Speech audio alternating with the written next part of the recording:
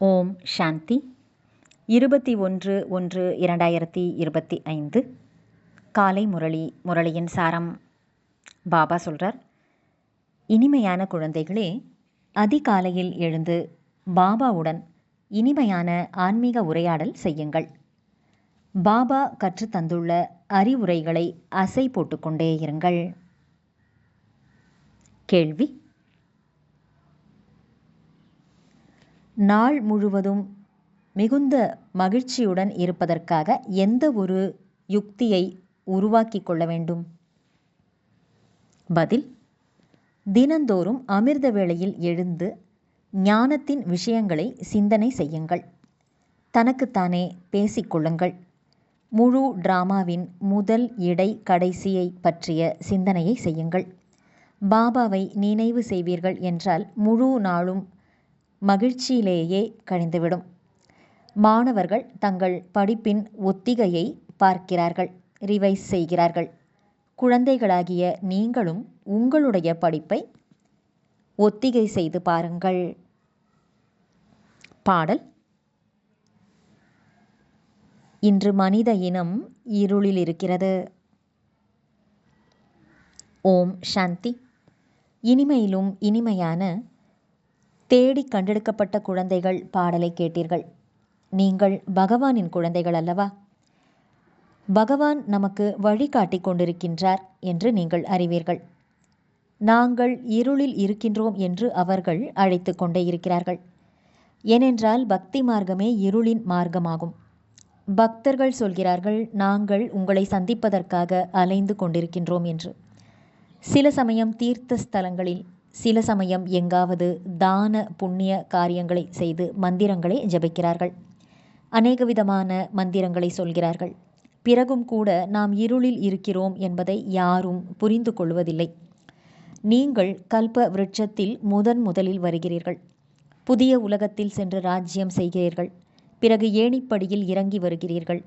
இதனிடையே இஸ்லாமியர், பௌத்தர்கள், கிறிஸ்தவர்கள் வருகிறார்கள். இப்போது பாபா மீண்டும் மரக்கன்றை நட்டு கொண்டிருக்கின்றார். அதிகாலையில் எழுந்து இதுபோல ஞானத்தின் விஷயங்களை சிந்தித்து பார்க்க வேண்டும்.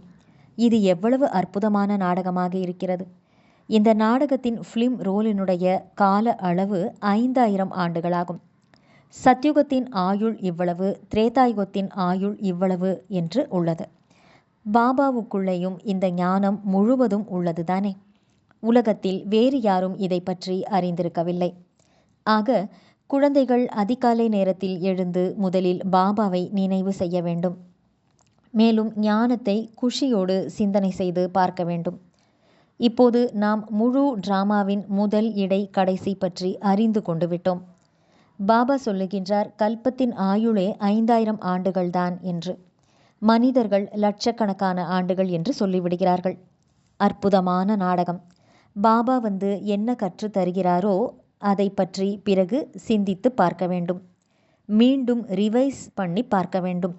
மாணவர்கள் படிப்பை படித்து முடித்த பிறகு மீண்டும் அதை படித்து பார்க்கிறார்கள் அல்லவா? இனிமையிலும் இனிமையான குழந்தைகள், நீங்கள் முழு நாடகத்தை பற்றியும் அறிந்து கொண்டு விட்டீர்கள்.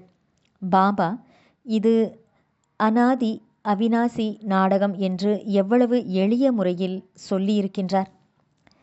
இதில் வெற்றி பெறுகின்றனர், பிறகு தோல்வியடைகின்றனர். இப்போது சக்கரம் முடிவடைந்தது. நாம் இப்போது வீட்டுக்கு செல்ல வேண்டும். பாபாவின் கட்டளை கிடைத்துள்ளது, தந்தையாகிய என்னை நினைவு செய்யுங்கள் என்று. இந்த டிராமாவின் ஞானத்தை ஒரு தந்தை மட்டுமே தருகின்றார். நாடகம் ஒருபோதும் லட்சக்கணக்கான ஆண்டுகள் நடக்காது. பிறகு யாருக்கும் நினைவில் இருக்கவும் இருக்காது. இந்த 5000 ஆண்டுகளின் சக்கரம் முழுவதும் உங்கள் புத்தியில் உள்ளது. எவ்வளவு நல்ல வெற்றி தோல்வியின் விளையாட்டு இது! அதிகாலையில் எழுந்து இப்படியெல்லாம் சிந்தித்து பார்க்க வேண்டும். பாபா நம்மை ராவணனை வெற்றி கொள்ள வைக்கின்றார். இப்படி வார்த்தைகளை எல்லாம் அதிகாலையில் எழுந்து தனக்குத்தானே பேசிக்கொள்ள வேண்டும். அப்போது அது பழக்கமாக ஆகிவிடும். இந்த எல்லையற்ற நாடகத்தை பற்றி யாருக்கும் தெரியவில்லை. நடிகராக இருந்து கொண்டு நாடகத்தின் முதல் இடை கடைசி பற்றி அறிந்து கொள்ளவில்லை. இப்போது நாம் பாபாவின் மூலம் தகுதியானவர்களாக ஆகி கொண்டிருக்கின்றோம். பாபா தன்னுடைய குழந்தைகளை தனக்கு சமமாக ஆக்குகின்றார். தனக்கு சமமாக என்ன? தந்தையோ குழந்தைகளை தன் தோள் மீது அமர்த்தி கொள்கின்றார். பாபாவுக்கு குழந்தைகள் மேல் எவ்வளவு அன்பு உள்ளது! எவ்வளவு நன்றாக புரிய வைக்கின்றார். இனிமையிலும் இனிமையான குழந்தைகளே, நான் உங்களை உலகத்தின் எஜமானராக ஆக்குகின்றேன். ஆனால் நான் எஜமானனாக ஆவதில்லை.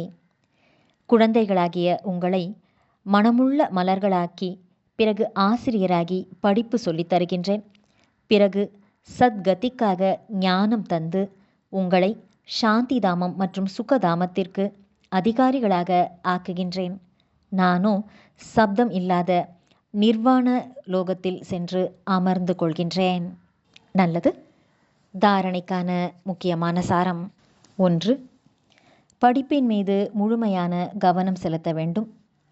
தந்தை, ஆசிரியர் மற்றும் சத்குருவுக்கு நிந்தனை ஏற்படுவது போல எந்த ஒரு செயலையும் செய்துவிடக்கூடாது.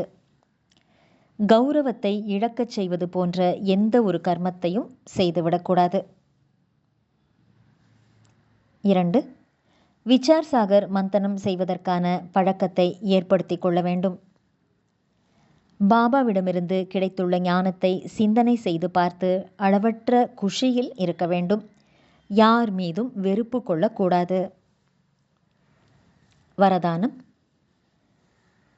சம்பூர்ண நிலை அல்லது முழுமை தன்மையின் ஒளியின் மூலம் அறியாமையின் திரைச்சீலையை நீக்கிவிடக்கூடிய சர்ச் லைட், ஒளி தரும் விளக்காக ஆகுக.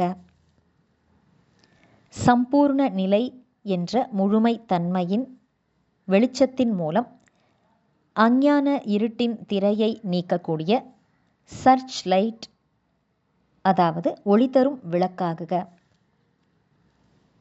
விளக்கம்: இப்பொழுது தந்தையை வெளிப்படுத்துவதற்கான நேரம் நெருக்கத்தில் வந்து கொண்டிருக்கின்றது என்பதால் நீங்கள் அந்தர்முகி, அதாவது உள்முகமானவராக ஆகி ஆழமான அனுபவங்கள் என்ற ரத்தினங்களின் மூலம் தன்னைத்தான் நிரம்பியவர்களாக ஆக்கிக் கொள்ளுங்கள்.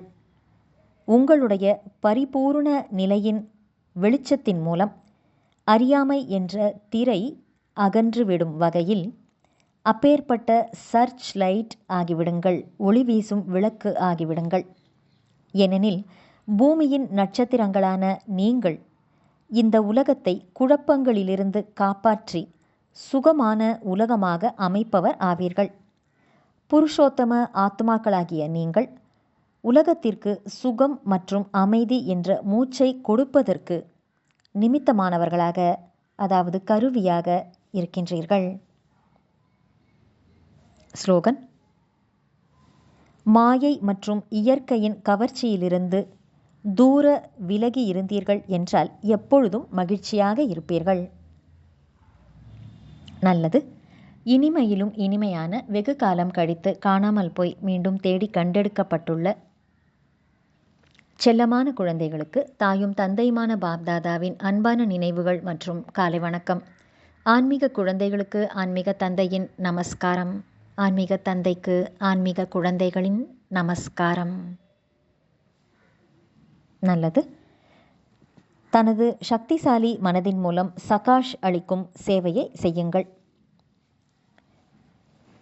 மனதில் எப்பொழுதும் சுபமான பாவனை அல்லது ஆசிகள் அளிக்கும் இயல்பான பயிற்சி ஏற்பட்டுவிட்டதென்றால் உங்களுடைய மனம் இதிலே மும்முரமாக ஆகிவிடும். மனதில் ஏற்படும் குழப்பங்களிலிருந்து நீங்கள் இயல்பாகவே விலகிவிடுவீர்கள். சில நேரங்களில் தங்களது புருஷார்த்தத்தில் மனமுடைந்து போய்விடுகிறீர்கள். இப்போது அவ்வாறு ஏற்படாது. மாயாஜாலம் ஏற்பட்டுவிடும். அதாவது மனசா சேவையை செய்வதன் மூலம் மாயாஜாலம் ஏற்பட்டுவிடும். நல்லது. ஓம் சாந்தி.